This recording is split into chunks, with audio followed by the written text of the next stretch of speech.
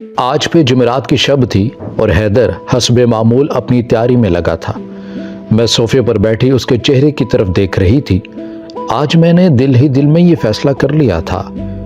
جیسے ہی رات کے 12 بجے حیدر اپنے کچھ سامان لے کر گھر سے باہر چل پڑے، میں نے بھی اس کے نکلتے ہی ایک سیاہ چادر اوڑھی اور اس کے پیچھے پیچھے چلنے لگی۔ آج کی رات ٹھنڈی قیامت برسا رہی تھی۔ دسمبر کے آخری دن چل رہے تھے۔ سردی تھی کہ سینے کو چیر رہی تھی اور رہی سے ایک کسر ٹھنڈی ہوا نے نکال دی تھی۔ راستہ بھی ناہموار سا تھا، لیکن مجھے کچھ بہت اہم جاننا تھا، اس لیے میں موسم اور راستے کی ستم ظریفیوں کو نظر انداز کرتی تیز قدموں سے چلنے لگی۔ لیکن جیسے ہی وہ پیچھے مڑتا، میں کسی نہ کسی چیز کی اوڑ چھپ جایا کرتی تھی۔ ہم دونوں کو چلتے چلتے تقریباً 45 منٹ گزر چکے تھے، اور پھر اچانک ایک مقام ایسا آیا کہ جہاں پر حیدر نے اپنے قدم روک لیے۔ جس جگہ وہ گیا وہ جگہ جانی پہچانی سی تھی، اور پھر وہاں سے میں نے اسے وہ کام کرتے دیکھا کہ میرے پیروں تلے سے زمین نکل گئی۔ میں نے ضبط سے اپنی مٹھیاں بھینچ لی تھیں، اور ایک آنسو بڑی خاموشی سے میرے گال سے ٹپکتا ہوا دامن بھگو گیا تھا۔ میں سوچ بھی نہیں سکتی تھی کہ میرے ساتھ ایسا بھی ہو سکتا ہے۔ میرا دل اسے دیکھ کر لرز گیا تھا۔ میرا جی چاہا کہ میں ابھی اسے جان سے مار دوں، لیکن میں خاموشی سے الٹے قدموں وہاں سے پلٹی، اور تقریباً رات کے 2 بجے میں اپنے گھر جا پہنچی۔ میں دوڑتی ہوئی اپنے کمرے میں گئی۔ میرا وجود میرے احساسات کا ساتھ نہیں دے رہا تھا، اور میری آنکھوں میں تو آنسوں کی جھڑی سے لگ گئی تھی۔ میں نے کمرے کو اندر سے کنڈی لگائی اور وہیں زمین پر بیٹھ گئی، کیونکہ اب مجھے مزید ایک بھی قدم اٹھانے کی سخت باقی نہیں بچی تھی۔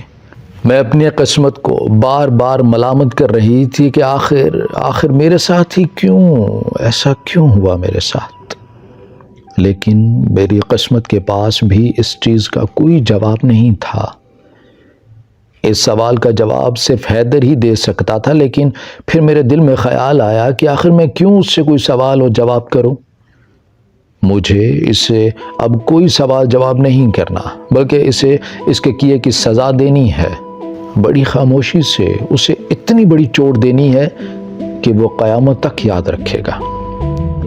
میرے آنسو تھے کہ تھمنے کا نام نہیں لے رہے تھے، اور ماضی میرے پیچھے لگے بند دروازے کو پیٹ پیٹ کر دم توڑ رہا تھا۔ میرا نام رمشا ہے۔ میں اپنے والدین کی اکلوتی بیٹی تھی، لیکن بچپن سے ہی میں خوبصورتی میں اپنی مثال آپ تھی۔ ہر کوئی میری نزاکت اور خوبصورتی کی وجہ سے مجھے بچپن سے ہی گڑیا کہہ کر پکارتا تھا۔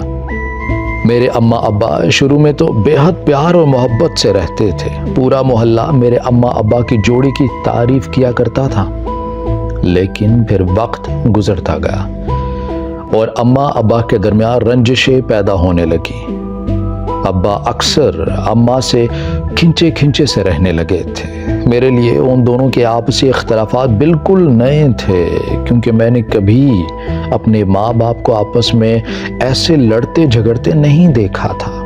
میں اس وقت 10 سال کی تھی، جب ایک شام اچانک ابا کسی عورت کے ساتھ گھر میں داخل ہوئے۔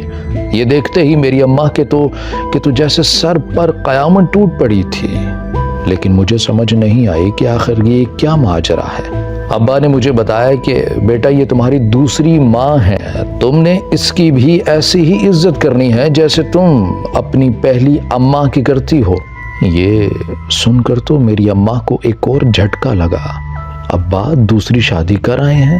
انہوں نے پورے گھر کو سر پر اٹھا لیا۔ وہ زور زور سے رو رہی تھیں اور کہہ رہی تھیں کہ اے محلے والو، دیکھو میرا شوہر بیٹے کے لالچ میں دوسری عورت گھر لے آیا ہے۔ اس وقت مجھے ابا اور اماں کی لڑائی کی ساری حقیقت سمجھ آ گئی تھی۔ ابا بیٹے کے خواہش مند تھے، اس لیے وہ دوسری بیوی لے آئے۔ میں اس وقت بہت چھوٹی تھی، مجھے اتنی زیادہ سمجھ نہیں تھی۔ ابا نے دوسری اماں کو کچھ دن ہمارے ساتھ رکھا، پھر اسے ساتھ والے گھر میں لے گئے۔ وہ بھی ابا کا ہی گھر تھا، لیکن جتنا دن ابا اپنی دوسری بیوی کے ساتھ ہمارے گھر میں رہے، میں نے دیکھا کہ ابا ان کا بالکل ویسے ہی خیال رکھتے تھے جیسے بہت پہلے میری ماں کا خیال کیا کرتے تھے۔ لیکن میری اماں کو یہ بات بالکل بھی پسند نہیں آتی تھی۔ ان کے اندر ایک نفرت سے پنپنے لگی تھی۔ اکثر میں نے انہیں سنا تھا، وہ کہہ رہی ہوتی تھیں کہ عبدالکریم تمہیں اس غلطی کا انجام بھگتنا پڑے گا، تم نے میرے سر پر سوتن لا کر بٹھائی ہے نا، میں تمہیں کسی قابل نہیں چھوڑوں گی۔ ان کے دل میں نفرت کی حد اس وقت عروج کو پہنچ چکی تھی جب شادی کے 2 مہینوں بعد اب کی دوسری بیوی حاملہ ہو گئی۔ اب تو اماں کی نفرت کا کوئی ٹھکانہ نہیں رہا تھا۔ میں بھی جب دوسرے گھر جاتی تو ابا دوسری امی پر وارے چلے جاتے تھے۔ وہ کچھ منہ سے نکالتی بعد میں تھی، ابا اس سے پہلے اس کا کام پورا کر دیتے۔ ابا کی طبیعت تھوڑی خراب رہنے لگی تھی۔ ڈاکٹر نے بتایا تھا کہ ان کا بلڈ پریشر بہت زیادہ ہے۔ میں ابا کی طبیعت کی وجہ سے کافی فکر مند تھی۔ ابا ہمارے گھر بھی آتے جاتے رہتے تھے، لیکن اکثر جیسے ہی ابا گھر سے باہر جاتے اماں کہیں چلی جایا کرتی تھی اور پھر 2-3 گھنٹے بعد واپس آ جایا کرتی تھی۔ مجھے کچھ سمجھ نہیں آتی تھی کہ آخر اماں کہاں جاتی ہیں، اور اب اماں ابا کا خیال رکھنے لگی تھی۔ ان کے لیے اچھے کھانے بناتی تھیں، اپنے ہاتھوں سے ان کے لیے کھانے کی ٹرے سجا کر لایا کرتی تھیں۔ مجھے بھی حیرت ہونے لگی کہ اماں کے رویے میں آخر اتنا بدلاؤ کیسے آ گیا۔ ابا بھی اکثر کشمکش میں مبتلا ہو جایا کرتے تھے۔ پھر نہ جانے کیا ہوا، شاید ابا کو ان پر کوئی شک ہو گیا تھا کہ آخر یہ ماجرا کیا تھا۔ اب وہ اماں کے ہاتھ کا بنا ہوا کچھ بھی نہیں کھاتے تھے، لیکن میری محبت کی وجہ وہ اس گھر کی چوکھٹ پر آنے سے نہیں رک پاتے۔ ابا کی شادی کو 1 سال ہو گیا تھا اور اب ان کی دوسری بیوی سے بیٹا پیدا ہوا تھا۔ اس کے بعد تو جیسے اماں پاگل سی ہو گئی تھیں، اسے کچھ سمجھ نہیں آتی تھی کہ کس طرح وہ اپنی بے عزتی کا بدلہ ابا سے لیں۔ میری اماں کے دل میں نفرت کی آگ مزید بڑھ گئی تھی۔ اب اماں ابا کے ہاتھ سے کچھ نہیں لے کر کھاتے تھے تو اماں مجھے ٹرے بنا کر دیتی اور کہتی کہ تم جا کر ابا کو کھانا دے کر آؤ، اور میں جب بھی ابا کے پاس کھانا لے کر جاتی وہ مجھے کبھی واپس نہیں موڑتے تھے۔ شاید یہ ان کی میرے لیے بے پناہ محبت تھی، مگر دوسری جانب اماں کی وہی مشکوک سرگرمیاں جاری و ساری تھیں۔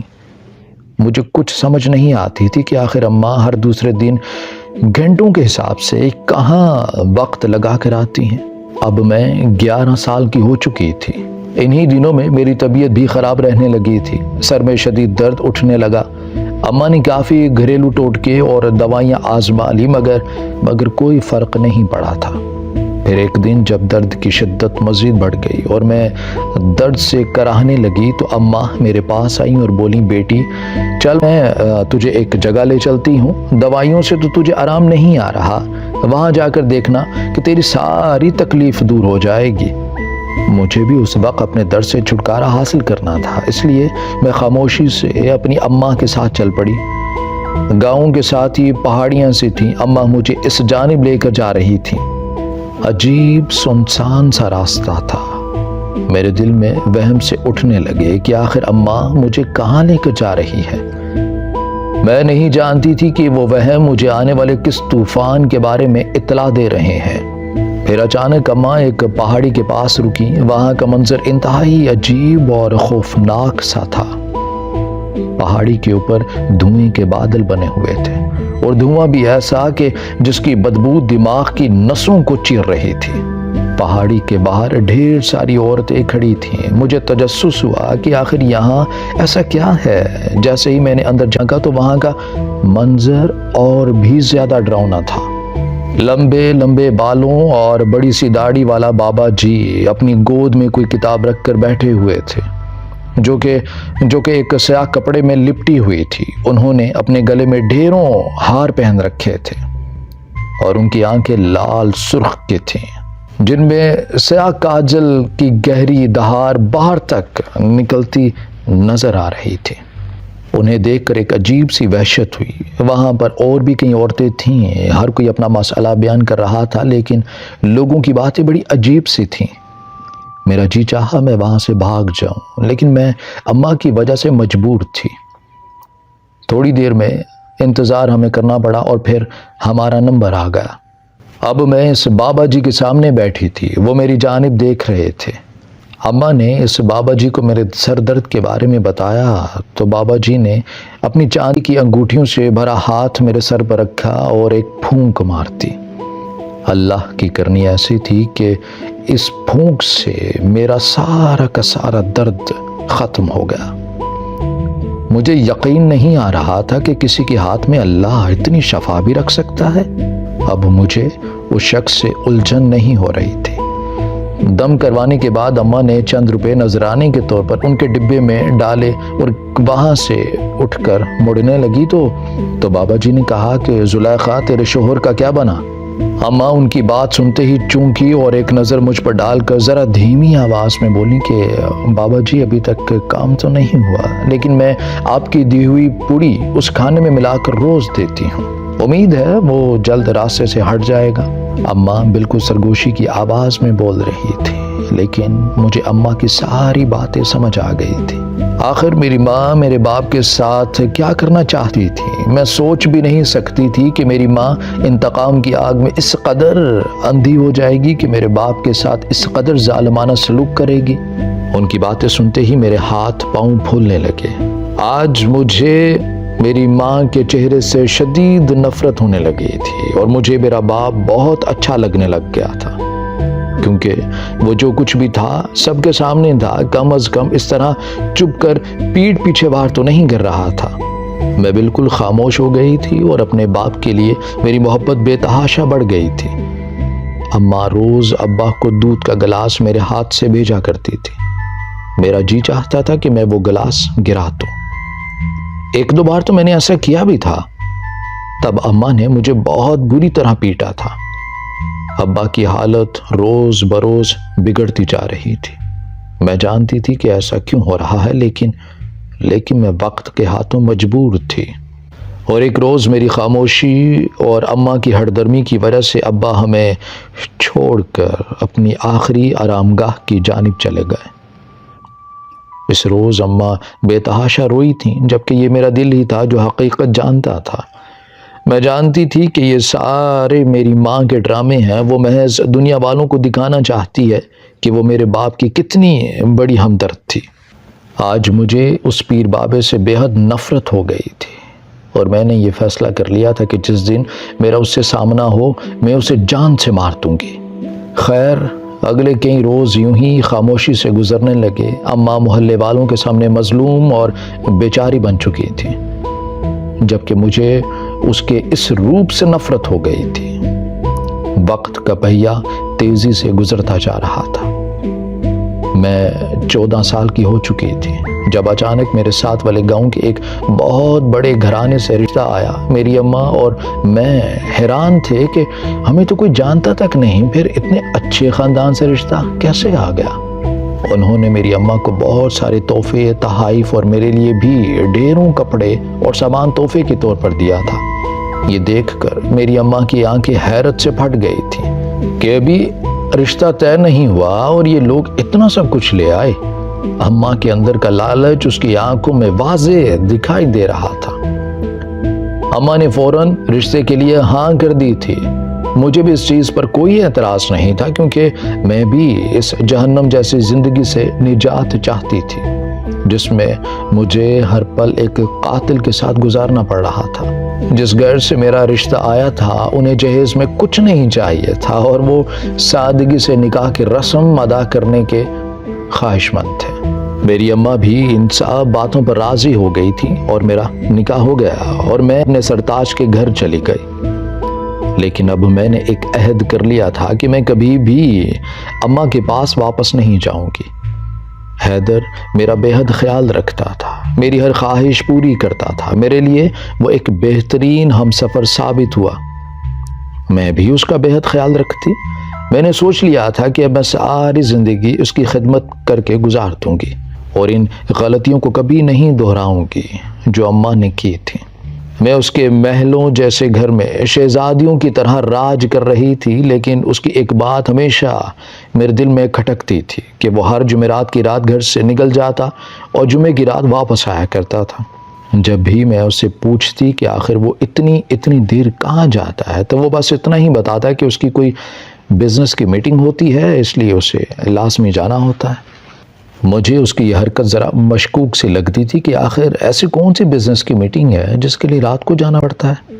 اور پھر میں نے آج تہیہ کر لیا کہ میں اس کے پیچھے جا کر سچائی معلوم کر کے ہی رہوں گی۔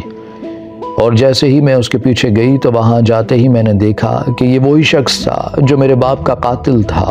حیدر نے وہی لباس زیب تن کیا اور ایک نکلی داڑھی اور بال لگائے اور ساتھ ہی آنکھوں میں گہری لمبی دھار کے ساتھ کجلا ڈالا۔ یہ دیکھ کر میرے سر پر آسمان آ گرا تھا، جس کو میں ہمیشہ اپنے باپ کا قاتل سمجھتی رہی۔ آج وہ میرا شوہر بنا بیٹھا ہے اور اب میں نے تہیہ کر لیا تھا کہ میں اس سے اس سب کا بدلہ لے کر ہی رہوں گی۔ میرے آنسو تھے کہ تھمنے کا نام نہیں لے رہے تھے۔ وہ ساری رات مجھ پر قیامت بن کر برسی تھی اور پھر اگلا پورا دن میں شام ہونے کا انتظار کرنے لگی کہ کب حیدر گھر آئے گا، اور آخرکار وہ لمحہ بھی آ پہنچا اور حیدر گھر آ گیا۔ اسے دیکھتے ہی میرا ضبط جواب دینے لگا۔ میں جو اس سے بنا سوال جواب کے انتقام لینے کی ٹھان کر بیٹھی تھی، ایک دم اٹھی اور اس کے گریبان سے جا پکڑا اور میں نے کہا کہ تم ہی ہو نا میرے باپ کے قاتل، تم ہی نے میرے باپ کو مارا ہے۔ تم سوچ بھی کیسے سکتے ہو کہ تم میرے باپ کو مار کر اس طرح مجھ سے شادی کر لو گے؟ اور مجھے تو کبھی معلوم تک نہیں ہوا تھا۔ میری آنکھوں میں بے پناہ قرب، غصہ اور تکلیف تھی جو کہ اب آنسوؤں کی صورت میں بہہ رہی تھی۔ میرے ہاتھ کی گرفت اس کے گریبان پر اتنی سخت تھی کہ اس کا ایک بٹن ٹوٹ کر فرش پر جا گرا، اور پھر اس نے اپنے دونوں ہاتھوں سے سختی سے اپنے گریبان کو میری گرفت سے چھڑوا لیا اور کہا کہ بس بول چکی تم، اب تم ایک لفظ مت بولنا اور میری بات غور سے سنو۔ اس نے انتہائی سخت لہجے میں یہ جملہ بولا۔ میں بالکل چھوٹا سا تھا جب سے میں دیکھتا آ رہا ہوں کہ میری ماں اکثر تعویذ کنڈوں کے چکروں میں پیر بابوں کے پاس جایا کرتی تھی۔ میری ماں کی کہانی بھی تمہاری ماں سے ملتی جلتی تھی، بس فرق اتنا تھا کہ میرے باپ نے پسند کی شادی کی تھی اور تمہارے باپ نے محض بیٹے کے لیے دوسری شادی کی تھی۔ اماں کے ساتھ اور بھی کئی عورتیں اس طرح پیر بابوں کے پاس جاتی اور عجیب و غریب مسئلوں کے تعویذ بنوایا کرتی تھیں۔ کوئی اپنے شوہر سے چھٹکارا چاہتا تھا تو کوئی اپنے بیٹے کا گھر اجاڑنا چاہتا تھا۔